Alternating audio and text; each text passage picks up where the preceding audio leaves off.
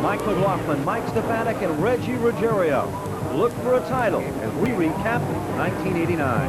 It's been the most exciting division of open-wheel race cars that NASCAR has to offer. And now as we approach a new decade in motorsports, it's obvious to see why that the Modified Tour are among the favorites for race fans here in the Northeast.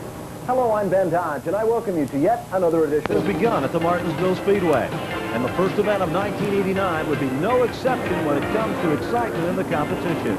Mikey Winitsko would have his share of problems early in the event, as Richie Gallup and Tony Hirschman and Mike Stefanik would give him a run for the money.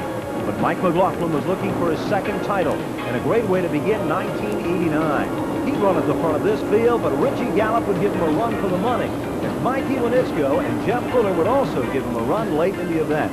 But when the checkered flag would wave, it would be Mikey Winitsko into the winner's circle. Mike McLaughlin in for second, and Mike Stefanik would round out the top three. The next event would be the Icebreaker, a traditional kickoff in the Northeast at the Thompson International Speedway. All the heavy hitters came out in this one, and it was the battle of the red at the front of the field. Young Stephen Park would be the contender on the inside of the front row, but veteran Brian Ross would look strong to the outside and quickly take over position number one.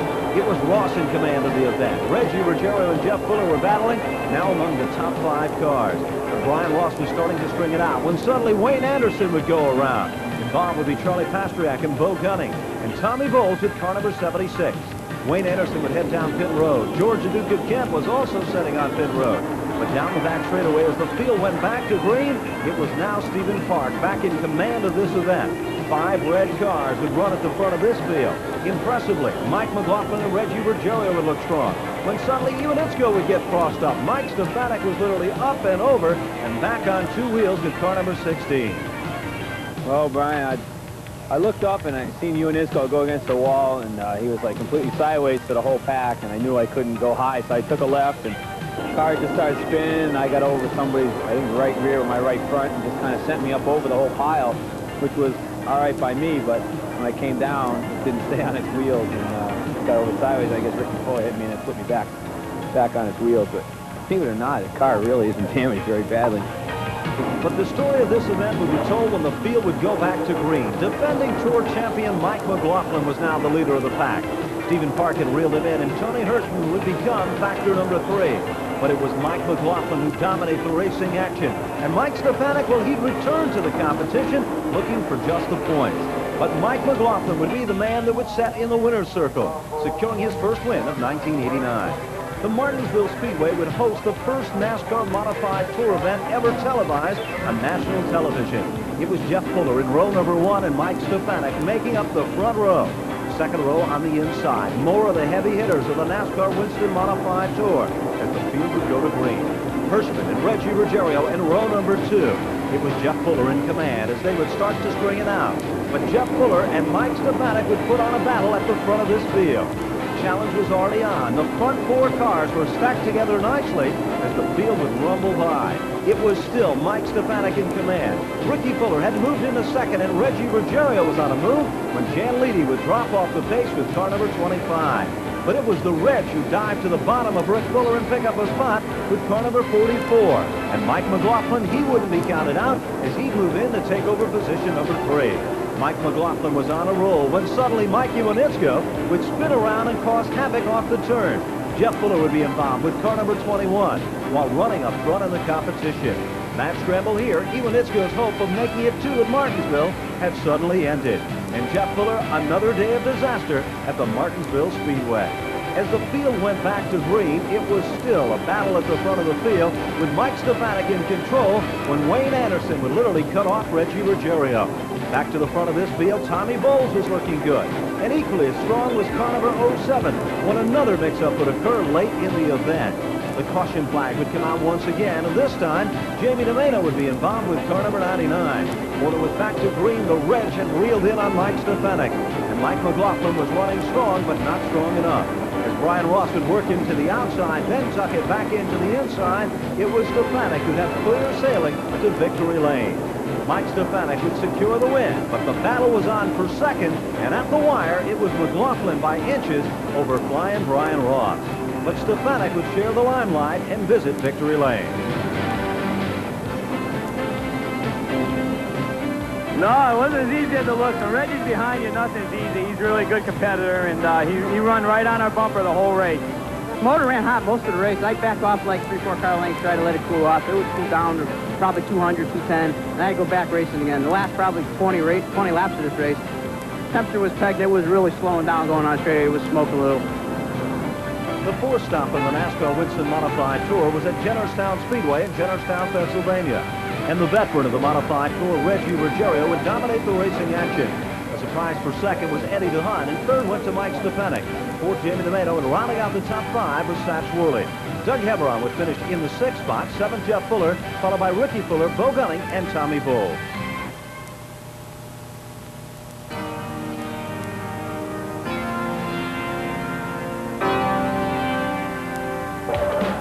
Event number 5, the first return visit of the Modified Tour back to the Stafford Motor Speedway. Mike McLaughlin, he was all smiles because he was leading in the point parade. But Mike Stefanik was hoping to move in. And Reggie Ruggiero, he wanted the title perhaps more than the other two. The men of the NASCAR Modified Tour were ready for the event that was billed as the greatest race in the history of spring. It was Bo Gunning who'd be starting on the inside of the front row, and Carl Pastriak outside row number 1. For a short time, it looked like Carl Pastriak would visit victory lane for the very first time. Bo Gunning would develop a problem with car number 8 as smoke erupted from beneath the hood. Mike McLaughlin was looking good, but Mike Stefanik was looking stronger, hunting down Carl Pastriak, who was setting the pace at the front of this field. Bo Gunning was pulled down pit road with car number 8, looking to get back into the hunt. But heavy steam and smoke from beneath the engine compartment would tell the story for Bo Gunning. But back on the racetrack, a different story was being told. Carl Pastriak was still in command, but the Reg was moving in. Stefanik was now in position number 3, and McLaughlin was literally all over him as he'd go to the outside. Now the Reg would make a bold move in the outside lane. Off turn number 4, contact was made. Pastriak would brush the wall, but the Reg would be the man that suffered the most damage with car number 44. The fans were on the edge of their seats in anticipation. Reggie Ruggiero's car was brought back to the pits, and the Reg was out of the spring sizzler with car number 44. Well, Mike McLaughlin and Mike Stefanik were dueling back on the racetrack. Jeff Fuller had dropped off the pace with car number 21, but there was still a real battle going on at the front of this field. Mike Stefanik was looking strong way out in front, but Doug Heveron was holding off Richie Gallup and Tommy Bowles contending among the top 5. George Kemp would go spinning with car number 26. He'd gather it back and rejoin in the competition here.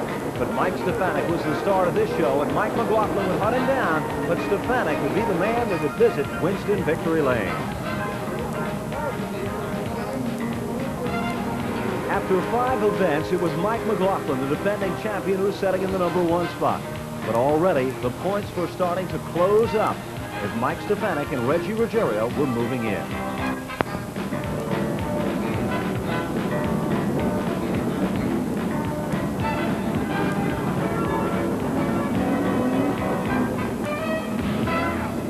Of the NASCAR Modified Tour to Indianapolis Raceway Park. They say this was the toughest and most violent track that the Modifieds had ever competed on.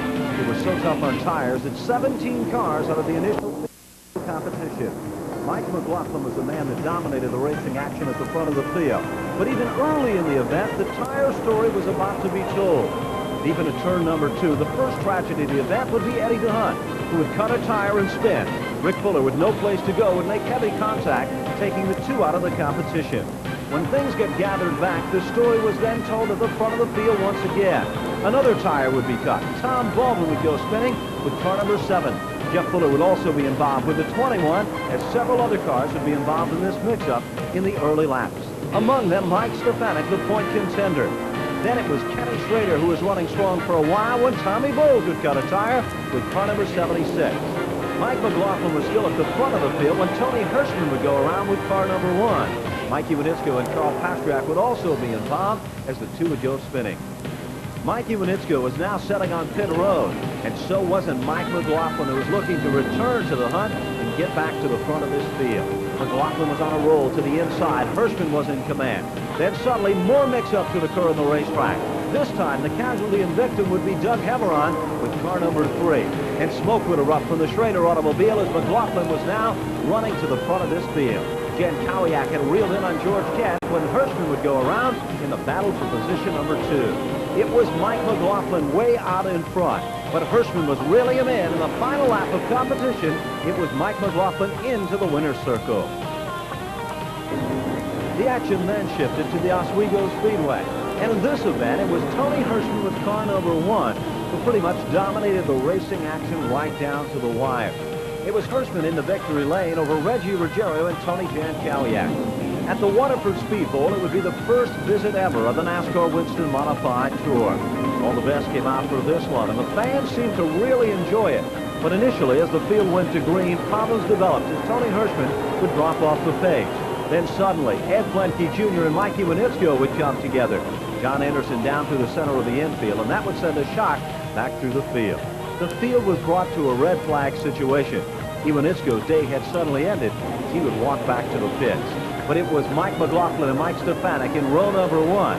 Tom Baldwin was looking strong initially on the restart, and he would tuck it down low to the inside. It was Rick Fuller who was running strong with car number 55 as he'd work his way beneath Jeff Fuller off turn number 4. Lose a spot to Jamie DeMeno when suddenly Larry Moore would spin with car number 63. This would bring out yet another caution. Then late in the event, George Kent would spin, tag the wall hard, showing the worst of the wear with sheet metal damage done to the left rear of car number 26. And Mikey Winitsko, well, he was heading back to the pits too. Tommy Bowles and Reggie Ruggiero were looking for tires and more as they'd go back to the pit area. Mike Stefanik was running strong, Hirschman was reeling him in, and Tomeno was looking good as Reggie Ruggiero would dive to the inside with car number 44. But it was Mike McLaughlin who dominated the racing action to the checker. Tom Baldwin in for second, and Reggie Ruggiero was third. Next, the racing action shifted to the high banks of Adirondack Motor Raceway. The NASCAR Modified Tour were out in full force for this one. But problems would develop for Mike Stefanik. Frontrunner in the Modified Tour would develop an injury after time trials. Well, we didn't start out by time trialing too well, so we had to run a heat. And then pushing the car over after time, I just reached in and with my arm fully extended and had to steer the car without any power steering. And I gave a good tug on the wheel, but I guess I pulled a muscle on my back. But that wouldn't stop the veteran. As the field was preparing and ready to go to green, Mike Stefanik was now strapping in. He was looking for the points and looking for a good finish, even though his injury had cost him dearly. As the field was set and under green, it was car number 2X for Jerry Marquis to set the pace at the front of the field. Mike McLaughlin and Jamie DeMeno were looking strong when Rick Fuller would run the outside as Tommy Bowles would be a contender here. McLaughlin would make contact with Rick Fuller. The two would shuffle, then it would be Rick Fuller who'd go around with car number 55. Caution was out on the field, and this would tighten things up. Then suddenly, car number 6, Brian Ross, would develop a problem, and the Performance Technology engine would go literally up in smoke.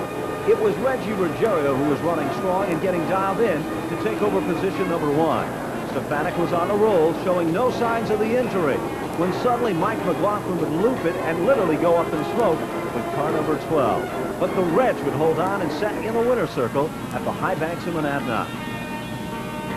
The most difficult short track stop on the Modified Tour has definitely been Riverhead Raceway. Reggie Ruggiero would be starting right up front by luck through the time trials, and Jeff Fuller would be starting to the outside of row number 1. When the field went to green, it was Reggie who was in command of this event. But local favorites like Dan Giovanelli were giving him a run for the money, when Bill Park would lose a tire and literally send it flying into the fence with car number 20. A caution flag would come out, and this would tighten things up as Bill Park's day had suddenly ended. Wayne Anderson would work his way to the outside when suddenly Tom Baldwin would make contact with him. Mike Stefanik would almost be involved in the mix-up here, but Baldwin's car would suffer the most of the damage. Baldwin's hopes had suddenly ended, but it was Reggie Ruggiero whose hopes were high as he would visit Victory Lane for the 3rd time during the 1989 season so far. Dan Giovanelli would also have a strong finish on his home track, Riverhead Raceway. Reggie Ruggiero had overcome perhaps his toughest obstacle of them all. Number 1 would be back in the winner's circle to secure his 2nd win of the season at the Oswego Independence 150. Mike McLaughlin, Reggie Ruggiero, Brian Ross, and Satch Worley would round out the top 5. Next, the NASCAR Modified Tour would move to Jennerstown Speedway in Jennerstown, Pennsylvania. Mike McLaughlin was the man that dominated the racing action initially on the start. But early in the competition, while McLaughlin was starting to string it out at the front of the field, Tony Hirschman was showing some life. He moved to the inside of Tom Baldwin. McLaughlin was still in command of the event, as now Baldwin is trying to fight back, but Hirschman was on a roll with car number 1. Mike McLaughlin was still the leader of the event when George Kent would head to the pits with a right front tire flat on car number 26. And Mike McLaughlin would also go to the pit area. This would give position number 1 to car number 1. Reggie Ruggiero would try late in the event forward and dive to the bottom. But Hirschman was a man that would dominate the racing action to the checker, finishing just ahead of Reggie Ruggiero. The modified tour was back at the Stafford Motor Speedway, and it would be Stephen Park setting on the inside of Mike McLaughlin in row number 1. Another one of the Long Island veterans, Wayne Anderson, would make up the second row, with Boston's Final York's flying Brian Ross. As the field went to green, it appeared that Anderson had a problem with car number 15. This sent the outside lane moving quick and the inside lane faltering just a bit. But it didn't take long for Mike McLaughlin to take over the number 1 spot. Stephen Park was now battling with Brian Ross for position number 2, as now Mike Stefanik was also in the hunt as Ross would dive to the inside to try to pick up the spot from Park in turn number 2. It was Reggie Ruggiero who was looking strong also to the bottom side of the racetrack as he moved to the inside of Wayne Anderson. Contact was made. Hirschman would make contact with Ruggiero. As Anderson would spin, Reggie Ruggiero would find the cement wall approaching turn number 1. Wayne Anderson would try to get back to the pit area under his own power. But for Reggie Ruggiero, he'd take the long walk back and warn Hirschman that he wasn't pleased with the situation. It was Mike McLaughlin still in command. Stefanik was reeling him in, and Brian Ross was running in the number 3 spot. Tommy Bowles was setting in the 4th spot when Jeff Fuller would have a right front tire go flat on car number 21. While all this was happening, Mike Stefanik, who was running second, would develop a problem with also a tire. The field would go to caution, and Mike Stefanik would quickly head to the pits. A new right front tire and right side rubber was now installed. Stefanik was on a roll, coming back to the front of the field. He was starting to reel in to the inside of Mikey Winitsko. Suddenly, a massive mix-up in turn 1. Satch Worley, Jeff Fuller, George Kent, Stephen Park, all involved here. Mike McLaughlin was now hunted down by Stefanik. Stefanik had 4 new tires, and it would be the difference, as he would make a bid to the inside, but McLaughlin would give him no room. Then suddenly, Stefanik would find just enough to take over position number 1. Reggie Ruggiero and Hirschman were battling once again. As Hirschman was on a roll, Ruggiero would now slide to the infield with car number 44. It was Mike Stefanik to dominate the racing action and win the race to the checker with car number 16. While Stefanik and McLaughlin were reliving the excitement in victory lane, there was even more excitement occurring in the pit area. The 44 race team and the Hirschman team were going at it once again. The kid's good, you know, he can't take nothing away from him. He run me right down to the bottom of the track and said, here, you can run in the dirt and what little track I left you, and I said, I'll take it. So he run me hard, he stayed on the outside, we had a good, clean, hard race. Hey, what can I say? We just had the fresher tires, and here we are. No, I knew it'd be close at the end. It wasn't so bad when he pitted for 2, but when he come in 5 laps later and went on the left side, then I knew I was in trouble. But, you know, what are you going to do? That was our strategy. We went for it, and we come up a little short. July 26th was one of the most popular stops on the NASCAR Modified Tour. Riverside Park Speedway would host the Budweiser King of Beers 150. Tony Hirschman, a surprise to some, would be starting on the inside of the front row. Veteran driver and former champion Mike Stefanik was outside of row number 1. The field went to green. Hirschman looked strong initially on the start, but Stefanik was even stronger in the outside groove. Then the Reg would dive to the bottom, running on rails. He tried to work his way to take over position number 2. Mike Stefanik was still in command, but running the high side. As Ruggiero would see the inside lane open up, he had now found the number 2 position. And Mike Stefanik, he was trying to desperately hold on in the outside lane. George Kent was among the top 5 cars. Then the Reds would see the door open up. He would take over position number 1, but Mike Stefanik would give him a run for the money, and the 2 would battle lap after lap. But Reggie Ruggiero had just enough steam to maintain the number 1 spot. But Stefanik would never let him get too far out of his sight. But for Reggie Ruggiero, from here on in this event, it was clear sailing to victory lane. Late in the competition, the leaders would come up on lap cars. Eddie DeHunt would go spinning with car number 9. Hirschman was contending while among the top 4 cars as Ricky Fuller was railing him in. Then suddenly Hirschman would go around. George Kent and Satch Worley would be able to squeak by. But back at the front of this field, Mike McLaughlin was giving Mike Stefanik a run for second. But Reggie Ruggiero was still dominating the racing action at the front of the field. Mike McLaughlin was still running a strong challenge to the inside. Stefanik was trying to hold him off. It was all going to come down to the wire. but Reggie Ruggiero would be the winner of the event. Mike Stefanik, followed by Mike McLaughlin. Right, I got under Mike was, I think he had like 30 laps into the race. He gave me room, not too much room, but he raced me, and my car was a little faster. I was able to go on. If he would have got under me, been able to stay there, I would have gave him room. Any worries about the tires? Our tires were pretty shot at the end of the race, but that don't count. We were here in victory lane. But Reggie just hit it perfect, you know. He got by us, and all he had to do was basically just keep us behind him. And I got to give them guys a lot of credit. You know, they did pass us in the beginning, and they held us off to the end. So he was a better car tonight. Though. A lot of races coming up. Well, that's right, Mike. A lot can happen, and this is only the midway point of the season. Mike McLaughlin was lead 5 Tour at Oswego Speedway. The Budweiser Classic Weekend draws the best of the Modified Tour and the Super Modified. Tony Hirschman looked like a crafty veteran on a home turf as he was literally in command of this event. Stefanik would try to reel him in, and Jeff Fuller would look strong for a while as Ruggiero would try to get hitched up on the difficult outside groove. Further back in the pack, Doug Hebron was coming on strong when Mike McLaughlin, Jamie DeMena would meet with misfortune and go around. Ricky Fuller would also be involved here. But back at the front of the field, Jeff Fuller was holding off George Kent. And Tony Hirschman, well, he had things under control for position number 1 with car number 1. Hirschman looked like a veteran at the front of the field when suddenly George Kent finally got around Jeff Fuller and was literally wheeled in on the back bumper, but time had run out. Satch Worley was dropping off the pace, and Tony Hirschman would be the man that would set in victory lane. Next, the racing action would shift to the Winston 300 at the Thompson Speedway. The temperatures close to 100. There was heated action both on and off the racetrack as front-running teams planned their strategy. Oh, yeah, never count the big Reg out. You know, I'm sure he'll be right there. And he's tough. You know, he's a real good competitor. And I would expect we'll have some good hard racing, side-by-side, wheel-to-wheel, probably closer than that. You know, Mike finished first last year. I finished second. I hope to turn it around this year. And Mike McLaughlin was feeling the heat of losing the point championship this season. 1 year ago, this was one of his more happier events. When the field was set to go to green, it was Mike Stefanik and Reggie Ruggiero. The battle of the points and the battle of the 300 was about to begin. Mike Stefanik would stand on the throttle hard, but 300 laps is a long distance to go. The field would rumble into turn number 1. Then Mike McLaughlin would pick up some steam down the back straightaway. Ruggiero was involved in the mix-up. McLaughlin was also involved. So was in Brian Ross and several other front-running competitors. Mike McLaughlin was looking to head to the pit area. Bobby Park was also setting on pit road in the opposite direction. Brian Ross was looking for a right rear tire to get him back into things. And so was in Reggie Ruggiero with car number 44. Jeff Fuller, he showed the worst of the damage to the back end. But back to speed, it was Mike Stefanik still in command. Stefanik led the charge as Bobby Park would get crossed up and get out of shape down the front straightaway in the Sunset Fuels number 19. And Brad Hightower, the independent runner, would slam the wall hard with car number 54. But that didn't stop the determination of some as Mike McLaughlin was back into the race with determination and points on his mind.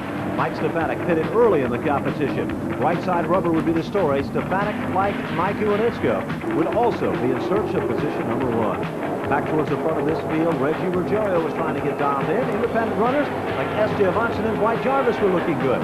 Stefanik and Rick Fuller would run up front. Fuller had led the event when suddenly Mike Iwanitzko had dropped out of the competition. John Zavisa would slam the wall hard with car number 01, bring out yet another caution in the event. Wholesale change in position on pit road. Doug Hebron, Tony Hirschman into the pit area. All would make their way back out to the front of the field. Brian Ross would give Doug Hebron a run for the number 1 spot for a while as Ross would try to work his way into content. Then Hirschman would thread the needle and get to the front of this field. He too was picking them off, but Mike Stefanik was the man now in command. Final circuit of competition, it looked like a cakewalk when Hirschman would drop off the pace and think the race had ended. But not yet until Mike Stefanik would set in Winston victory lane. I just take it one race at a time, just like the crew does. We prepare well, and whatever happens, happens. You have no real control over like what happened to Mike and Reggie today. It's just when you're running a pack of cars, things happen, and before you know it, you're in trouble. But that's why I was happy that we're out in front, and I really wanted to run hard all day to stay up front to try to stay out of any skirmish that we could get into. Like I say, I don't know if I'd beat Mike. He had his work done today, and before he got to the race, he did a heck of a job of driving, and all I wanted was a fair shake at him. Tony Hirschman by luck of the draw. Mike Stefanik outside of the front row. The fans seem to love it. This was the Race of Champions, the biggest event of the 1989 season. Once under green, it was Tony Hirschman who wasted no time at all to start to pull away at the front of this field. But Mike Stefanik was not letting Hirschman get too far out of his sight. Reggie Ruggiero was among the top 10 cars when Eddie DeHunt would slam the wall hard with car number 9. DeHunt would be okay, but the story and controversy would begin here. The cement barrier that had been added in turn number 1 had created more than just a problem. But it was no problem for Brian Ross initially on the restart. He had now taken over position number 1. Hirschman was running in second. Then suddenly Tommy Bowles would have a problem. He would make contact with the wall. Stephen Park would quickly head down pit road with car number 81. The fans were watching who'd get out of the pit area first when another tragic situation would occur back to green. Don Pratt had slammed the wall hard, literally grenading, as Don Pratt would lose his life during the running of the Race of Champions. As the field went back to green, Reggie Ruggiero had found a place in the front of this field. Jerry Cramner was coming on strong, and so was Tony Jankowiak, when suddenly Rick Fuller would slam the wall hard with car number 77. Another caution had come out, and Reggie Ruggiero was heading back down pit road. Hirschman and Satch Worley were duking it out for position number 1. Mike McLaughlin and the Reds were in wheel-to-wheel pursuit to get to the front of this field. The two would make minor contact, and all was okay, but it was Hirschman into the winner's circle to win the Race of Champions. Well, we knew Reggie Ruggiero, well, he didn't have a good start at all with car number 44. His team would feverishly work to get him back into the thick of things in search of the points in the title. When the field was under green, George Gatt was looking like the veteran that he is at Shangri-La. Other battles occurring at the front of the field were resumed as Tony Hirschman would try to run alongside to the inside of Mike McLaughlin. The two would tangle, and it would cost both of them a serious spot in the point standings running up front. Mike Stefanik would also get backed up just a bit as Tomato would have a problem, but it was George Kemp to win at Shangri-La Motor Speedway. Mike Stefanik had picked up some points in the point parade, but still there wasn't much cushion between him and Reggie Ruggiero.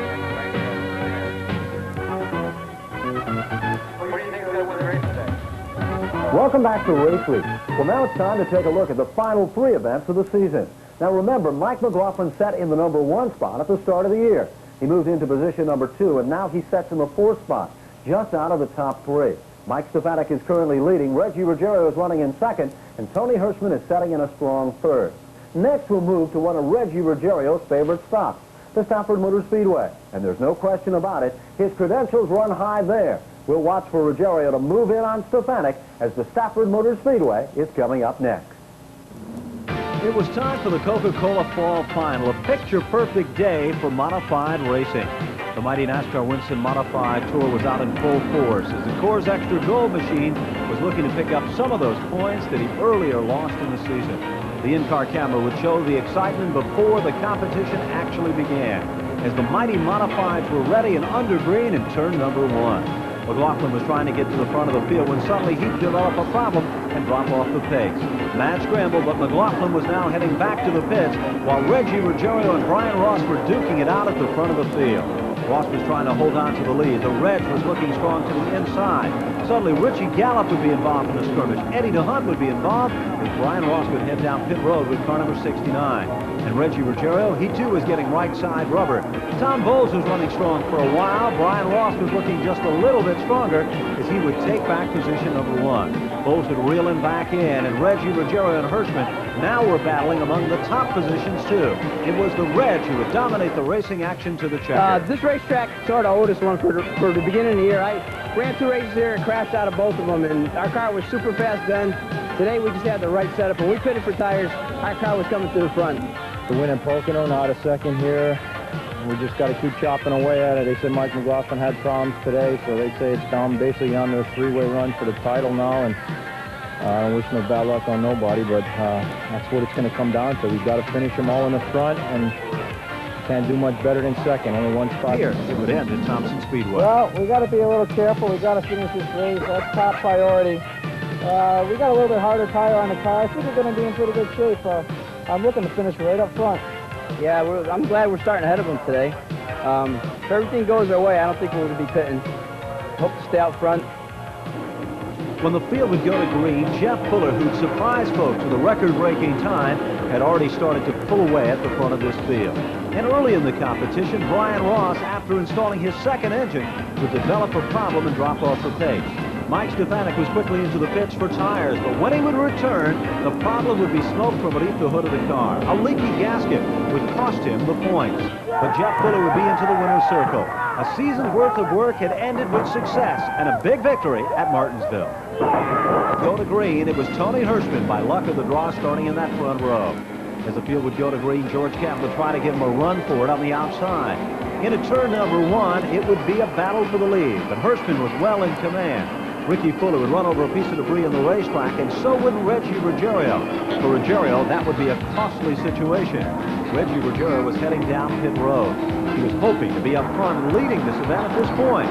But Tony Hirschman was being pressured heavily by Rick Fuller. And Mike Stefanik, well, he too was coming from the back, with Reggie Ruggiero right there on his back bumper.